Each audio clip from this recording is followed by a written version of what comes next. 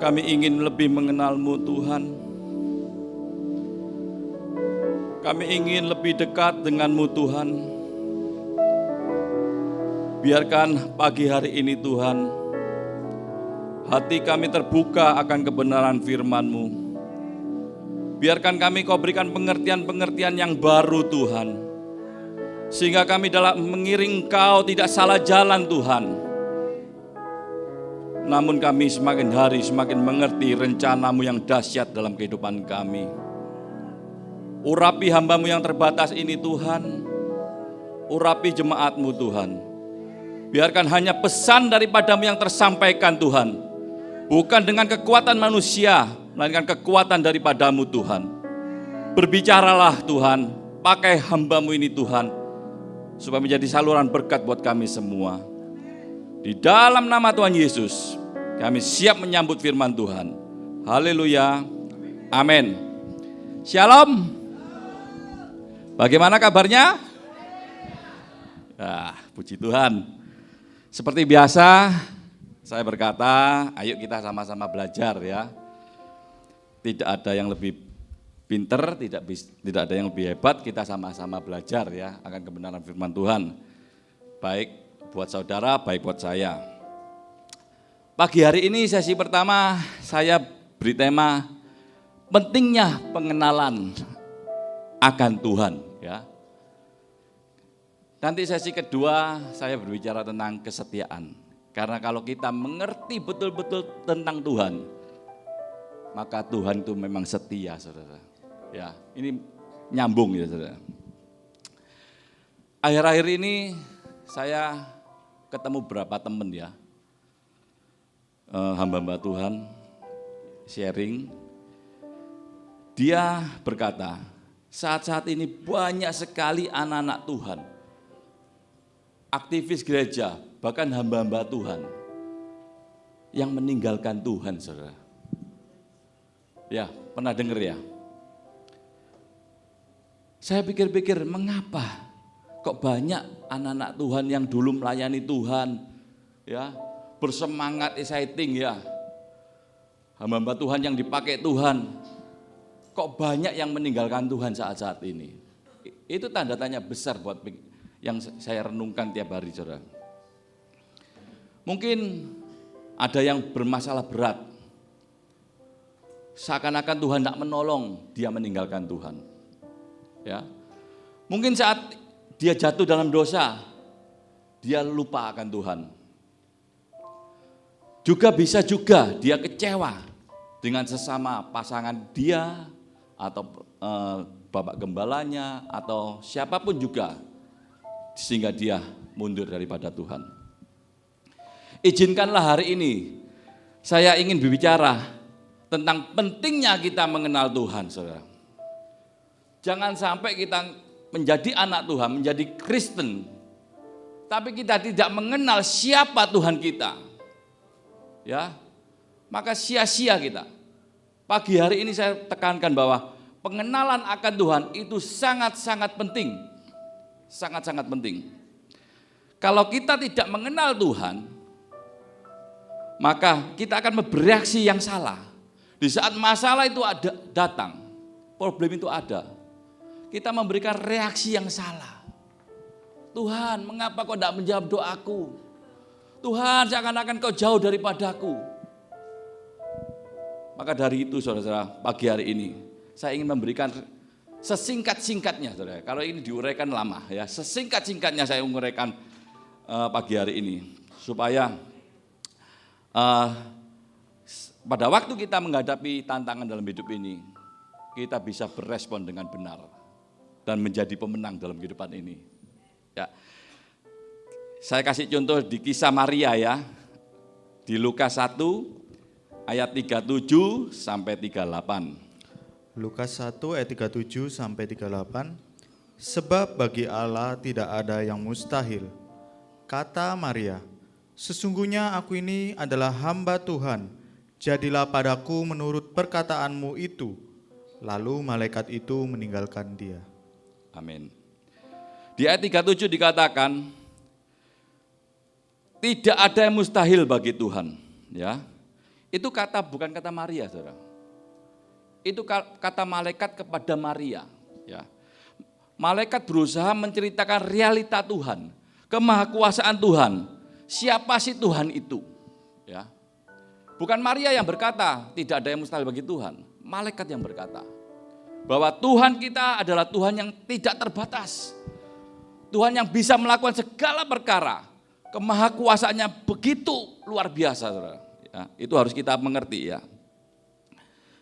Sebab bagi Allah tidak ada yang mustahil. Maria berkata, sesungguhnya aku ini hamba Tuhan. Maria berkata, sebenarnya aku ini hamba Tuhan. Dia memposisikan diri sebagai hamba, saudara. Ya. Dan jadilah padaku menurut perkataanmu. Jadi bukan menurut perkataan kita sendiri. Seringkali kita ngikuti Tuhan menurut keinginan kita. Pikiran kita yang kita lakukan semuanya. Bukan kehendak Tuhan yang jadi. Saya pernah berbicara dengan seseorang gini. Misalkan kita punya anak umur 12 tahun. Dia itu mestinya kan harusnya sekolah. Misalkan dia bilang ke orang tuanya, "Ma, Pa, mulai besok saya tidak sekolah. Saya ingin bantu kerja papa mama," misalkan ini ya. Apakah itu benar, saudara? Secara logika itu benar. Mungkin orang tuanya tidak mampu, ya. Tetapi rencana Tuhan, ya, apa yang harus dilakukan? Harus sekolah dulu. Ya, karena itu waktu itu memang harus sekolah. Kata mustahil dalam bahasa Yunani, saudara ya, saya lihat itu adinatio, artinya mustahil atau tidak berkuasa. Adinatio itu ada arti yang kedua, yaitu tidak bisa terselesaikan. Tetapi malaikat itu berkata tidak ada yang mustahil. Itu berarti lawan katanya. Berarti Tuhan Maha Kuasa sehingga dapat menyelesaikan segala sesuatunya, saudara. Tuhan tidak terbatas, Tuhan mampu menyelesaikan segala sesuatu. Jadi kita harus mengenal dulu siapa Tuhan kita. Kadang-kadang maaf ya, ada orang itu menghadapi tantangan dalam proses kehidupan. Dia tuh di tengah-tengah lemah, dia meninggalkan Tuhan. Padahal selangkah dua langkah lagi dia memperoleh kemenangan. Mengapa demikian? Banyak hamba Tuhan, banyak anak-anak hamba Tuhan yang jatuh dalam dosa. Googling di Google. Hamba Tuhan yang besar. Anaknya narkoba, anaknya gini, anaknya gini, anaknya gini. Mengapa? Karena orang tuanya tidak bisa memberikan pengenalan akan Tuhan. Tidak bisa memberikan cermin ada Tuhan dalam kehidupannya. Sehingga anaknya tidak bisa melihat ada Tuhan di dalam kehidupan orang tuanya. Maka dari itu, pengenalan akan Tuhan itu begitu penting. Seperti Maria, dia berkata, aku ini hamba Tuhan. Aku ini hamba Tuhan. Ya. Dan kita kalau posisi sebagai hamba Tuhan dan berkata, jadilah menurut perkataanmu, jadilah menurut kehendakmu. Itu sesuatu yang dahsyat, saudara. Makanya Tuhan memilih Maria, ya, karena Tuhan tahu Maria memiliki pengenalan akan Tuhan yang begitu luar biasa. Tuhan kita itu Alfa dan Omega, ya, yang awal dan yang akhir. Tuhan yang memulai sesuatu dan Tuhan yang akan menyelesaikan sesuatu. Ya, kebenaran ini sangat penting supaya pada akhirnya Maria itu bisa melihat bagi manusia mustahil. Tapi bagi Tuhan tidak ada yang mustahil. Ya. Memang bagi manusia mustahil, tapi bagi Tuhan tidak ada mustahil. Mungkin saat ini saudara menghadapi pergumulan. Rasa-rasanya ya tidak mungkin, ya. Tangkap firman pagi hari ini. Bagi Tuhan tidak ada yang mustahil. Karena kita memiliki Allah yang tidak terbatas. Allah yang sungguh-sungguh kemahakuasaannya utuh, tidak terbagi-bagi, saudara. Ya. Itu harus kita tanamkan. Kalau kita pengiring Tuhan itu masih banyak keraguan, banyak kebimbangan, logika kita yang dipakai, kemampuan kita yang dipakai, maka kuasa Tuhan tidak akan terjadi. Tidak akan tersampaikan buat kita. Ya. Inilah yang harus Maria pahami, bahwa Tuhan itu besar. Tuhan, kuasa Tuhan tidak terbagi-bagi. Dia utuh. Dia maha kuasa, mencetuskan segala sesuatu, maka Tuhan bertanggung jawab menyelesaikan segala sesuatu yang merupakan kehendak Tuhan. Maria mengandung Yesus, itu kan kehendak Tuhan. Ya. Dan rencana Tuhan pasti terselesaikan dengan baik, Saudara. Terselesaikan dengan baik. Tuhan bertanggung jawab, ya. Pemahaman ini diajarkan malaikat kepada Maria, tapi puji Tuhannya, Maria itu seorang hamba, cuma seorang hamba. Dia memberikan respon yang baik.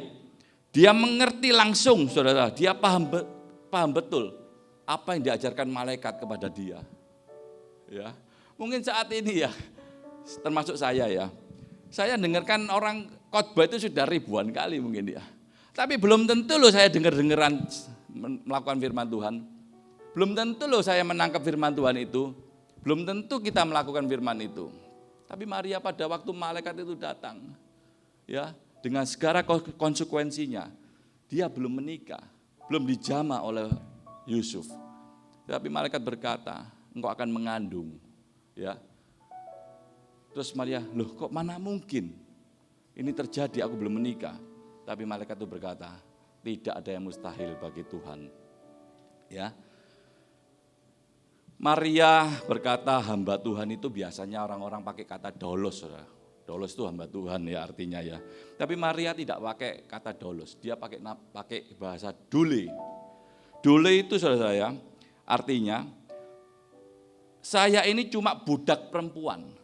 Saya ini cuma hamba perempuan yang sengaja dan sadar mau mengikatkan diri kepada Tuhan, biar kehendak Tuhan yang jadi. Lebih dalam lagi daripada doulos, ya. Jadi dia dengan sengaja mengikatkan diri biar kehendak Tuhan yang jadi. Ini luar biasa. Seperti Tuhan Yesus ajarkan toh. Pada waktu di Getsemani, Tuhan Yesus ketakutan sampai keringat darah, Saudara. Sebagai manusia dia sangat ketakutan.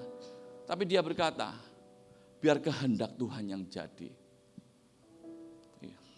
Ini powerful, Saudara, ya. Jika kita bisa berkata di saat kita menghadapi pergumulan, aku ini hambamu Tuhan, aku ini milikmu, aku ini anakmu. Biarkan kehendakmu yang tergenapi dalam kehidupan kami. Wah, kira-kira Tuhan itu tersentuh. Kira-kira Tuhan itu akan tak kira tego gitu ya. Tak kira tego. Tapi dengan segenap hati kita berkata, biarkan kehendak Tuhan yang jadi. Ya, kita harus niru Maria ya. Jadi singkat cerita, Maria berkata tidak mungkin, tapi malaikat berkata tidak ada yang mustahil, dan betul-betul Maria sadar bahwa kehendak Tuhanlah yang jadi dalam kehidupannya. Tuhan ingin mengikatkan diri kepada kita, Saudara. Tuhan tuh ingin mengikatkan diri pada kita. Tapi kalau kita tidak mau mengikatkan diri dengan Tuhan, ya tidak bisa apa-apa Tuhan itu. Betul tidak? Pada waktu Maria didatangi malaikat dan berkata tidak ada yang mustahil bagi Tuhan, engkau akan mengandung seorang putra mahkota. Kalau Maria tidak mau ya tidak bisa berbuat apa-apa loh. Betul, Saudara? Betul. Jadi ada satu respon di dalam kehidupan kita. Itu yang Tuhan inginkan dari kita. Makanya kita dikasih problem, dikasih persoalan, tujuannya Tuhan ingin tahu respon kita dalam menghadapi problem itu. Ini sangat penting, Saudara. Sangat penting. Kalau Tuhan ingin ngikat kita, tapi kita tidak mau ya bagaimana? Di firman Tuhan dikatakan, walaupun kita tidak setia, Tuhan tetap setia. Loh, dahsyat men. Sungguh loh, saya ini merasa kalau kita mengenal Tuhan ya, tidak ada yang ditakutkan dalam kehidupan ini. Tidak ada yang perlu dikhawatirkan. Biar kehendak Tuhan yang jadi. Kalau kita benar-benar hati kita mengikat kepada Tuhan, mengikatkan diri kepada Tuhan, maka rencana Tuhan, apapun rancangan Tuhan, pasti tergenapi buat kehidupan kita. Dan saudara harus tahu, rancangan Tuhan, rencana Tuhan itu pasti indah pada waktunya. Itu goalnya Tuhan, saudara. Itu goalnya Tuhan. Mengapa Tuhan tahun-tahunan berpuluh-puluh tahun tidak ada jawaban? Karena kita tidak mau mengikatkan diri kepada Dia. Kita cuma aktif ke gereja, tapi kita tidak mengenal tentang Tuhan, tidak mengenal pribadi Tuhan itu sendiri. Walaupun kita sudah tiap hari ke gereja, kita tidak mengenal siapa pribadi Tuhan itu sendiri. Sayang, saudara, sangat disayangkan. Ya, Tuhan kasih kita kan kebebasan ya, free will ya untuk memilih. Tuhan kasih arahan, nasihat ya, petunjuk buat kita ya, melalui firman Tuhan, melalui teman, mau majelis maupun pengurus dari mana. Kalau kita tidak mau melakukannya, itu kan semua tergantung pilihan kita ya. Tuhan tidak bisa berbuat apa-apa. Saudara-saudaraku yang kekasih, pernyataan Maria ini sungguh-sungguh berat, saudara. Saudara tahu, pada zaman Maria waktu itu, ya, kalau orang perempuan mengandung sebelum menikah, ada 2 hukum yang bisa dilakukan, yang legal.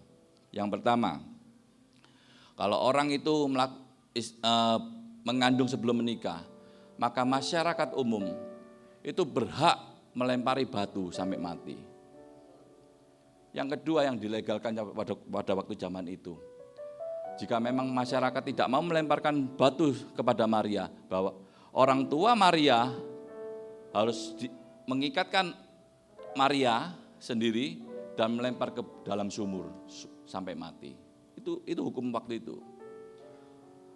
Maria pada waktu itu secara logika dengan hukum yang seberat itu, dengan konsekuensi seberat itu, mestinya dia berkata tidak. Betul, saudara? Berat loh. Tapi karena Maria begitu dalam mengenal Tuhan, dia mengambil, aku ini loh hamba-Mu Tuhan. Jadilah padaku sesuai kehendak-Mu. Karena apa dasarnya? Dia mengerti tentang Tuhan. Padahal jujur ya, kalau saya di posisi Maria, ya wes pasti enggak lah. Sungguhan, karena hukumannya mati, dirajang dengan batu. Kita hujan titik enggak datang. Ibadah jujur. Pray. Loh iya memang kenyataannya. Apa-apa sedikit, enggak apa-apa wes enggak usah. Ini Maria ini harus kita tiru, nyawa yang kita pertaruhkan, saudara. Tapi dasarnya apa? Pengenalan akan Tuhan, saudara. Kalau kita tidak mengenal Tuhan ya begitu. Didik-didik mutung. Aku keluar jadi gini, aku keluar jadi gini, aku keluar dari grup, Saya mikir-mikir lagi. Siapa sih kita ini? Tuhan tidak butuh kita kok. Kita yang butuh Tuhan. Gitu loh. Pasane koyo keakuannya itu begitu kuat. Wes, aku disakiti, aku tidak cocok ambilnya, aku keluar aja. Saya mikir-mikir lagi. Dasar pengenalannya itu tidak ada sama sekali. Siapa yang kita layani itu tidak ada sama sekali. Bagaimana janji Tuhan bisa tergenapi, saudara? Kalau kita tidak mengenal Dia. Saudara mungkin tahu saya, ya, tapi tidak mungkin kenal saya sedalam istri saya. Betul, dari luar saya baik. Semua baik di gereja ini, belum tentu di luar gereja kita baik. Pengenalan itu sangat penting, saudara. Beda dengan tahu ya. Kalau semua orang tahu, tapi pengenalan itu sangat penting. Kalau kita mengerti isi hati Tuhan, tahu sifat Tuhan, ya nanti di sesi 2 saya berkata tentang kesetiaan. Tahu isi hati Tuhan, maka kita ini tidak akan goyah dalam kehidupan ini. Walaupun diongke-ongke ya apa tidak akan goyah. Sampai mati kita pegang iman kita. Dan sampai akhir janji Tuhan tergenapi buat kehidupan kita. Itulah goal kita, saudara. Jangan kita hidup bersama Tuhan, kita sudah jadi Kristen anak-anak Tuhan. Kita tidak memperoleh keselamatan, tidak memperoleh kemenangan daripada Tuhan. Sia-sia kita. Buat apa? Happy-happy po. Ikut Tuhan tuh pikul salib loh. Lebih baik happy-happy dong. Happy-happy kan bisa seneng juga, tapi senengnya seneng fana. Ya, seneng yang enggak benar. Ya, atau sia-sia. Tapi alangkah baiknya kita benar-benar sadar. Siapa sih Tuhan kita itu? Ya, Tuhan yang sanggup menyelesaikan segala perkara dalam kehidupan kita. Saya tertarik dengan kata jadilah, saudara ya, yang Maria tadi katakan, jadilah. Itu kata penting tuh ya. Kalau di dalam bahasa Yunani dikatakan ginomai. Ginomai itu artinya mainkan penuh, ya. Ambil alih total hidupku. Artinya itu, saudara. Kalau Tuhan punya kehendak dalam hidupku, mainkan penuh, ambil alih Tuhan penuh, ya. Jangan bermain setengah-setengah. Waduh, Maria ini luar biasa tuh. Dia berkata, jangan setengah-setengah Tuhan, mainkan penuh, ambil alih penuh. Waduh, luar biasa, saudara. Apapun yang terjadi konsekuensinya berat, Tuhan harus mainkan penuh dalam kehidupan Maria. Maria berkata demikian, saudara. Ginomai punya arti yang kedua, selesaikan saja, ya, tuntaskan saja apa yang harus Tuhan kerjakan, biar kehendak Tuhan yang jadi dalam kehidupan saya, Maria. Ya, Maria orang hebat, saudara. Ya, diberitahu oleh malaikat langsung paham. Tidak seperti kita. Kalau kita ini sekarang saya menendang gini, seminggu lagi lupa. Percaya sama saya. Sungguh, 10 kali ngomong gini lo lupa. Itulah manusia. Tetapi kita harus tiru Maria. Yang terpenting, saudara, yang terpenting bukan kita banyaknya ibadah. Bukan banyaknya kita persembahan. Yang terpenting dalam hidup ini, pengenalan akan Tuhan. Karena apa? Di saat badai kehidupan datang, kita tidak akan goyah. Kita tidak akan goyah. Saya lihat banyak hamba-hambanya aktivis, titik-titik mutung. Saya sampai bingung kadang-kadang mikir. Ya, mari kita belajar sama-sama ya, saudara. Jadi gini, saudara ya, kalau kita tidak mempersiapkan hati kita, ya, hidup kita dengan baik, maka pada waktu saudara menghadapi masalah, proses kehidupan, saudara itu bisa putus asa loh, bisa menyerah loh. Saya punya teman ya, umurnya masih muda, tiba-tiba dia stroke. Kalau kita tidak siapkan hati kita mulai sekarang, pada waktu tantangan itu tidak usah dicari, saudara, datang sendiri nanti. Ingat omongan saya, tidak usah dicari, datang sendiri. Tapi kalau hati kita tidak bisa mempersiapkan dengan baik, maka kita bisa putus asa loh. Percaya sama saya, bisa menyerah kita dalam hidup ini. Termasuk saya harus mempersiapkan. Jangan dianggap enteng, saudara. Sungguh, masalah itu nanti datang sendiri.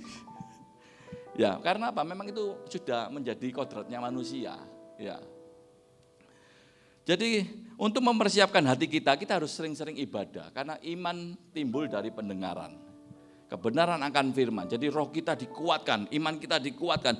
Pada waktu kita menghadapi masalah, kita siap. Seperti seorang tentara. Seorang tentara dilatih tiap hari. Pada waktunya berperang, dia sudah berkata siap. Betul enggak? Petinju dilatih terus. Pada waktu dia naik ring, dia siap. Begitu juga kita rajin ibadah, ya. Kita rajin bersekutuan, dengarkan firman Tuhan. Kita itu dipersiapkan untuk menghadapi tantangan dalam hidup ini. Jangan kita ibadah itu, saudara ya, orangnya datang, pikirannya muter-muter traveling. Lu jujur lebih baik tidak usah datang. Main HP lah, guyang-guyung, ngerasani orang, gosip-gosip. Tidak usah datang. Buat apa orang ini datang tapi kita tidak memberikan hati kita? Buat apa? Pikirannya traveling, mari gini rek ngencer yang dia. Mari gini makan dek mana ya. Waduh, jemuranku ndak tak entas mangrek ini. Iki kok lek udan ya apa? Loh. Kalau kita ndak dapat sesuatu, ndak buka hati kita, Tuhan ndak mungkin datang, Saudara. Tadi kan sebelumnya saya berkata, Tuhan ingin datang, Tuhan ingin mengikatkan kita, mengikat dirinya kepada kita. Kalau kita ndak buka hati, saya ingin bertamu ke rumah saudara, ya. Tapi saudara tidak buka pintu buat saya mau bisa masuk. Betul? Mesti saudara bukakan pintu, oh ya, monggo, masuk saya akan masuk. Kalau saudara tidak buka pintu hati saudara, Tuhan tidak akan masuk. Selamanya saudara akan mengalami hal-hal pergumulan terus. Karena apa? Prosesnya Tuhan itu loh, selalu terus diadakan karena Dia mengasihi saudara, karena Dia ingin saudara mengenal Dia lebih dalam lagi, saudara. Saudara-saudara yang kekasih dalam Tuhan, kalau kita betul-betul mengenal siapa Tuhan kita, Dia pasti akan bertanggung jawab atas hidup kita. Bukan karena bertanggung jawab kita pasti kaya, bukan, saudara. Bukan sakit disembuhkan, bukan, saudara. Melainkan Dia selalu menyertai kita. Dia membangun hubungan relasi dengan kita sebaik-baiknya. Supaya pada waktu kita menghadapi masalah, kita bisa berkata, Engkau tidak pernah meninggalkan aku, Tuhan. Ya, Engkaulah kekuatan buat hidupku. Ya, banyak tokoh-tokoh Alkitab yang tidak saya sampaikan ya karena waktu ya. Contoh yang kedua ya, beda dengan Maria ya. Kisah seorang murid Tuhan Yesus di Markus 8 ayat 14 sampai 21. Markus 14 ayat 21. Anak manusia memang akan pergi sesuai dengan yang ada tertulis tentang Dia. Akan tetapi celakalah orang yang olehnya anak manusia itu diserahkan. Adalah lebih baik bagi orang itu sekiranya ia tidak dilahirkan. Sampai 21. Keliru. Markus 8 ayat 14 sampai 21. Markus 8 ayat 14 sampai 21. Kemudian ternyata murid-murid Yesus, ya betul, lanjut. Kemudian ternyata murid-murid Yesus lupa membawa roti, hanya sebuah saja yang ada pada mereka dalam perahu. Lalu Yesus memperingatkan mereka, katanya, berjaga-jagalah dan awaslah terhadap ragi orang Farisi dan ragi Herodes.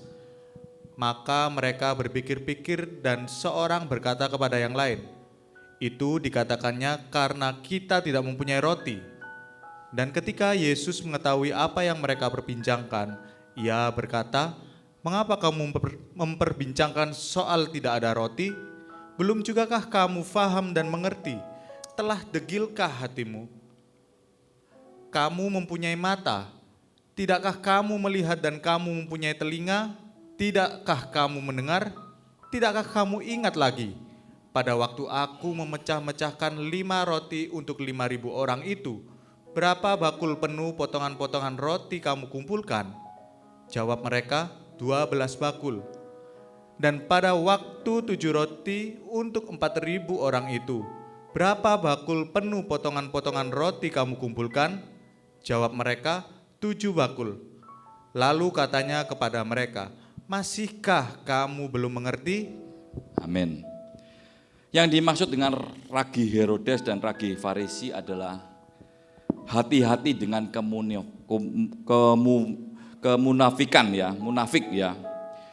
Banyak anak-anak Tuhan, hamba-hamba Tuhan yang masih hidup dalam kemunafikan. Ya. Dia casingnya alim, ya, pinter melayani, tapi hidupnya masih penuh dengan dosa. Ini Tuhan Yesus ingatkan tentang kepada murid-muridnya tentang munafik ya. Kita tidak boleh menjadi orang munafik karena munafik itu tidak ada tempat di dalam kerajaan Allah. Di Matius 23 kata-kata munafik, kemunafikan itu sampai Tuhan Yesus katakan 8 kali. Di Matius pada waktu Tuhan Yesus ngajar ke murid-muridnya kata kemunafikan itu 8 kali. Jadi saudara harus paham, hidup ini tidak ada yang tersembunyi bagi Tuhan ya. Jadi kita harus betul-betul sadar dan bahwa Tuhan Yesus tahu segala-galanya tentang kita. Kalau kita baca tadi di ayat itu ya, banyak kata-kata roti ya. Roti itu berbicara tentang kebutuhan jasmani kita. Ya. Seringkali kita itu selalu bergumul di dalam kebutuhan jasmani kita. Tubuh kita cuma yang dipikir tubuh kita. Roh kita tidak kita pikir. Padahal ya, kita harus selaras antara tubuh dan roh. Kita tiap hari harus makan tubuh dan roh ya. Jadi saudara-saudara, kalau kita mengerti ya, seperti Maria, dia akan memberikan respon ya tadi yang baik ya. Dia cuma seorang hamba, beda dengan murid loh. Murid-murid Tuhan Yesus tuh tiap hari jalan bersama Tuhan sendiri. Dia melihat mujizat itu sendiri. Dia murid-murid itu melihat perbuatan Tuhan itu setiap hari. Tetapi murid itu mengapa kok yang dipikir tentang roti?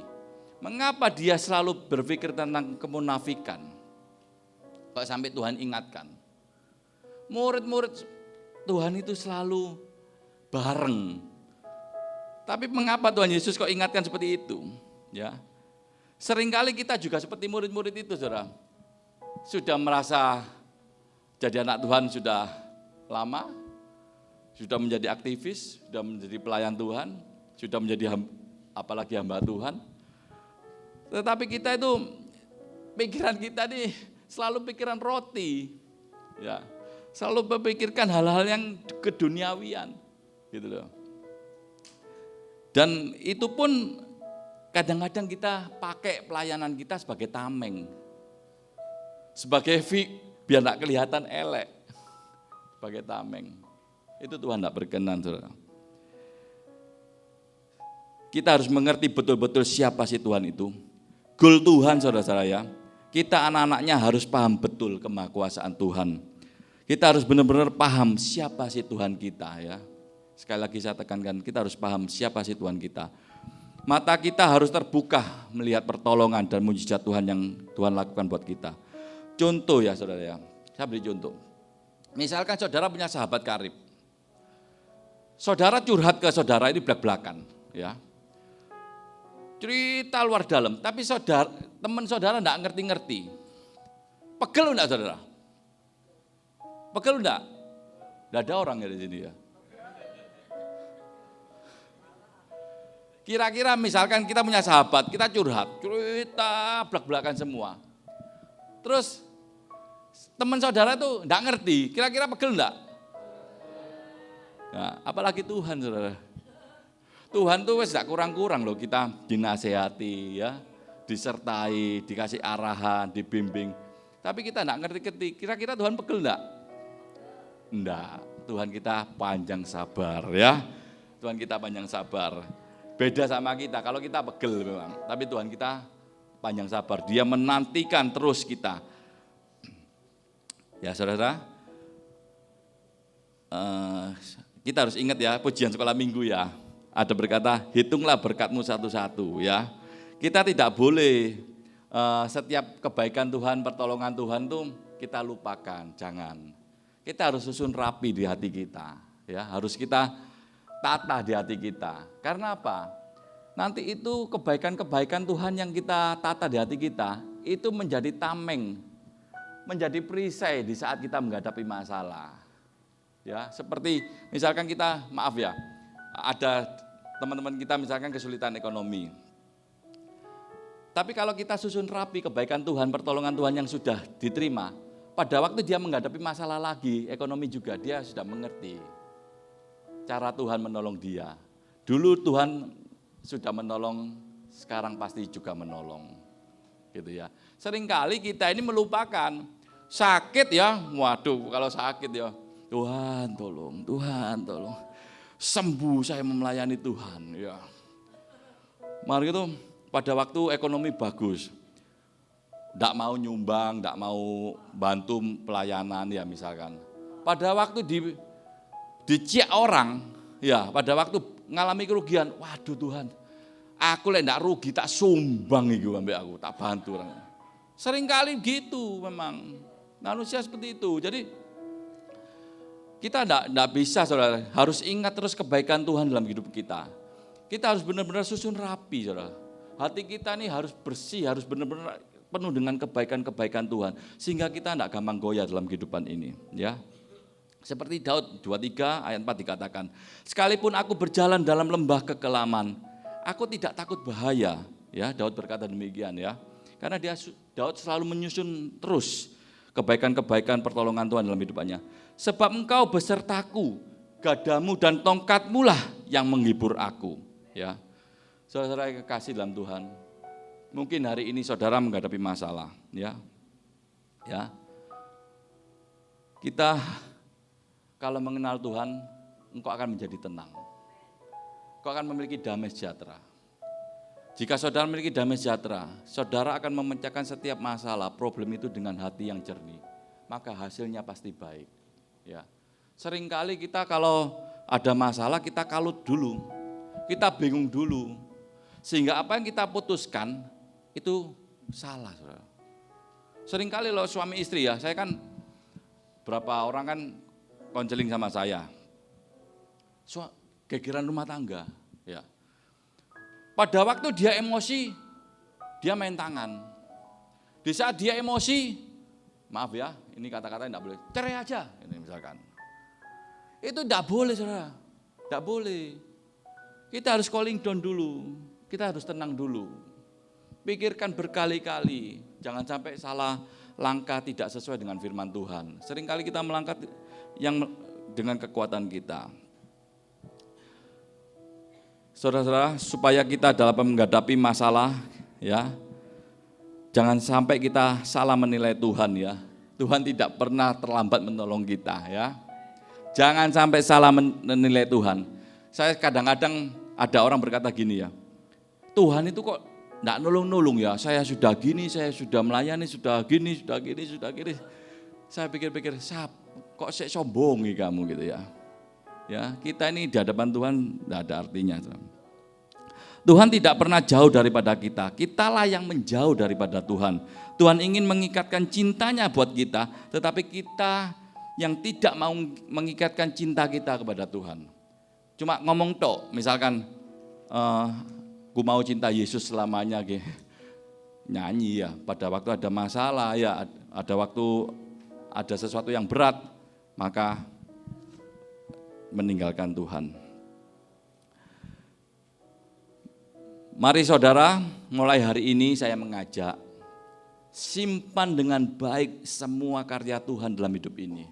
Ya, bila aku buka mata saudara, kita sudah bisa melihat kebaikan Tuhan, kita bisa hidup sampai hari ini, kita bisa sehat sampai hari ini. Itu semua karena kemurahan Tuhan. Ya, dan karena hal itu sangat penting, kita harus dapat mengerti bahwa kebaikan Tuhan itu adalah modal untuk kita menghadapi tantangan-tantangan di hari-hari mendatang. Ya, jangan lupakan kebaikan-kebaikan Tuhan dalam kehidupan ini ya, supaya pada waktu kita benar-benar menghadapi masalah yang berat, kita bisa berkata, aku siap Tuhan, aku percaya Engkau sanggup menolong aku. Biarkan kehendak-Mu yang jadi dalam kehidupanku. Ya, mulai hari ini kita benar-benar masukkan firman Tuhan dalam hati kita supaya dalam menghadapi masalah kita bisa menjadi pemenang. Kata malaikat itu tidak ada yang mustahil. Itu kalau kita betul-betul mengenal Tuhan, apapun masalah dan ujian pergumulan kita, ya, jika kita mengenal Tuhan, pasti Tuhan berikan kemenangan buat kita. Ya, kata tidak ada yang mustahil tidak ada kata mustahil bagi Tuhan, itu juga berlaku buat kita yang sungguh-sungguh kepada Dia. Hari ini problem saudara apa saja saya tidak tahu, tetapi percayalah jika kita hidup dalam kebenaran firman Tuhan, maka tidak ada yang sulit bagi Tuhan. Tuhan bisa mengadakan apa yang tidak ada, Tuhan sanggup mengadakan apapun juga dan memberikan kemenangan buat kita. Itu saja, Tuhan Yesus memberkati. Mari Bang WL pemain musik maju. kita nyanyikan pujian terakhir tadi ya saudara ya. Bila ku